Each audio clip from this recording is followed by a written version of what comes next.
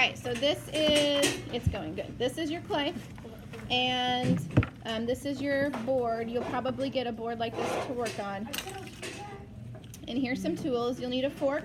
A fork is good for when you score. S-C-O-R-E, score. Scoring is when you need to. Scoring is when you scratch your clay so that you can join pieces together. These are called loop tools. They're called loop tools because they have some kind of wiry loop thing on them. They're good for details, maybe some light carving. This is a knife. It is not strong. It's meant for, cutting little things, okay? It's definitely not meant for trying to cut a huge chunk of clay. These will break, all right? If you need to cut something big, you just use your hands. It's just much easier. If you are working on, carving little pieces or carving something away, that's definitely a good use for this. This is not a saw. It's not meant to break apart huge chunks of clay. Like I said, if you need to do that, you just break it with your hands, okay? This is just a wooden tool. We call it a wooden tool because it's a tool made of wood. It's good for some kind of smoothing or carving, or if you're doing your design stuff, you might do designs with that. There's lots of little tools you can use. My favorite tools are just my hands. They're the best for whenever you're working with clay. Besides things that make some things easier, but if you find, like I said, that you need to do something with the clay, don't look for a tool first. Maybe look and see if your hands can do it, and then do the rest with a tool. So I'm going to build a frog.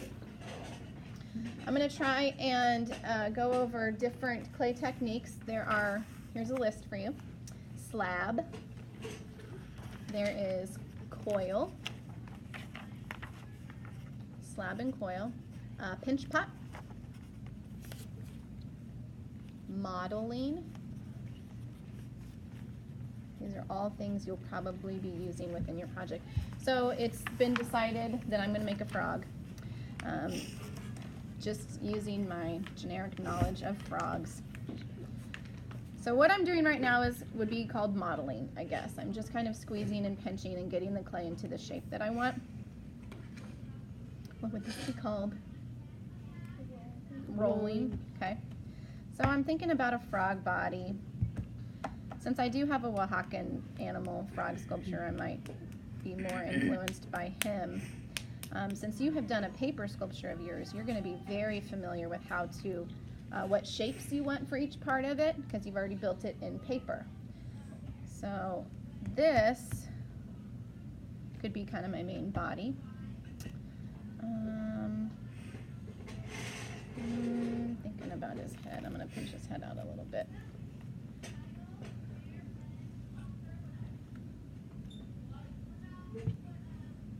I'm going to make a coil for his legs.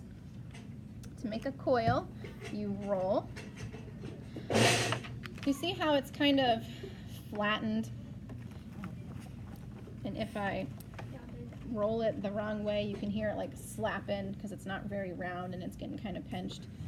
You can roll with your hands, but once it starts to get really long, if this starts to flap around a lot, it's going to break off, and so that's not going to be very good for your coil. I like to roll coils with both my hands, and I keep my hands kind of flat, and I go from fingertip to my wrist. That helps you get a round coil. If you start with something too big, it's just gonna, can you hear it flapping? Okay, that's not a coil. It's too flat, too. That looks like a burrito. It's kind of like a burrito. It's like a rectangle. So a coil you need to roll with your hands, and I'm rolling a coil because I was thinking for his legs. I might want, trying to see what that looks like on that side. I might want his, I don't know, do frogs have long legs like that? What's so funny about the coil? They have Am I missing something? tall, long back. A wing? Do you think they have a tall, like that kind of? Yeah. Would they have a little leg kind of coming out front? Yeah. Well, I know my little froggy has legs coming out front, but okay, so I'm just kind of generically looking at that and putting that's not how I would attach it. I'm just trying to see, is that what I want? Do the same on the other side. I don't know. Without looking at pictures of frogs, I'm kind of just, oh, great idea. Kind of looks like my dog trying to go sleep. Ah, frogs and toads and tadpoles too. I'm just Look, there we go. Frog. a frog. Frog. Awesome. Oh, look, his little back leg is kind of rounded like that, but that's a little bit big, so I'm going to shorten it up. I'm going to re-roll my coil. I'm going to make his leg a little bit thinner. That's a long leg. Yeah? Well, he's going to jump far. Okay, so I'm going to go ahead and attach this. His body is too big. I'll take some clay out of his body so it's not so heavy. Remember we talked about hollowing out your creature? Yes. You can hollow out of the body. So that, well, we talked about if it was too big, it might be too heavy, and that would hurt it for drying. We talked about it when we were talking about the rubric. We were talking about it shouldn't be excessively heavy. One way to make sure it's not heavy is to take clay out from a space that you're not going to see and make sure it dries better. Okay, so I'm going to look at his head. His head's kind of pointy. Goes down in the middle. So this is kind of like modeling when you're just pinching and forming the parts of your creature.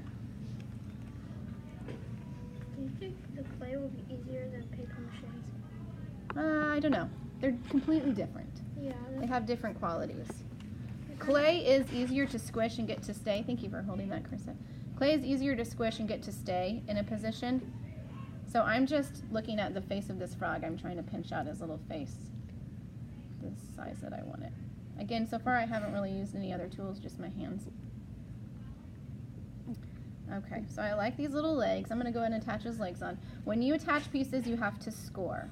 I explain this to my young people, like my first graders and my elementary kiddos, and I say scoring is like, helps your clay stay together.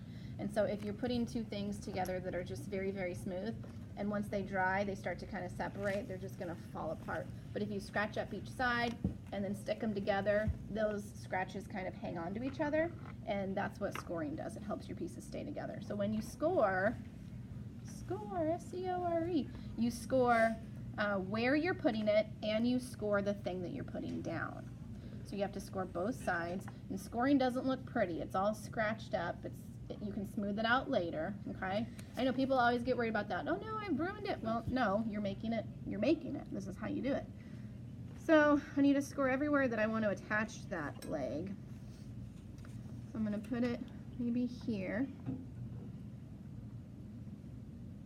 And I'm putting my scored sides together, okay? So there it's stuck on there a little bit, but I can still take that off quite easily. And if that's all I did to it was just stick it there, it probably would come off. And a lot of stuff does come detached because you don't do the next part. And the next part would be to get right next to where it touches where both pieces touch each other. Boy, I'm having a hard time with words. You want to erase that seam. And the seam is that line where they touch there. And so you use your finger and you literally just pinch some clay off of one thing and smooth it onto the next.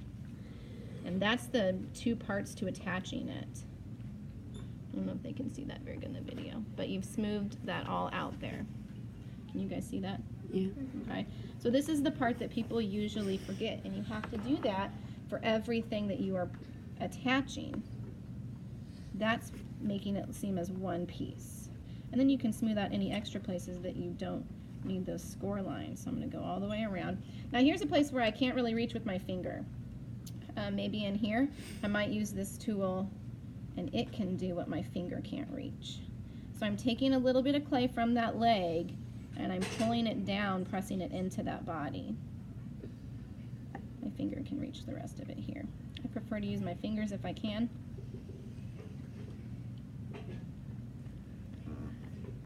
Okay, you see that little leg now attached? And I can still do whatever I want. If I want to take this foot and flatten it out, I can still pinch it and flatten it out. If I want to disconnect his foot from his head right here, I can just cut it right off. So I can go right in here, kind of carve it out again, and then I've created a little separate foot. You kind of see that? Mm-hmm. Yeah? Okay, so I would do that on the other side. He's kind of starting to look like a little frog, isn't he? He's so cute. No, not yet. I think he is. Okay, so what does he need? Maybe an eyeball. I'm not going to do his other leg because I think you guys get the idea of that. I'm going to give him an eyeball. Based on this frog, I can see that his he has like an eyelid that comes up here on top of his head, but then his eyeball would be inset in there. So I could simply just say, oh look, it's an eye. I could also just say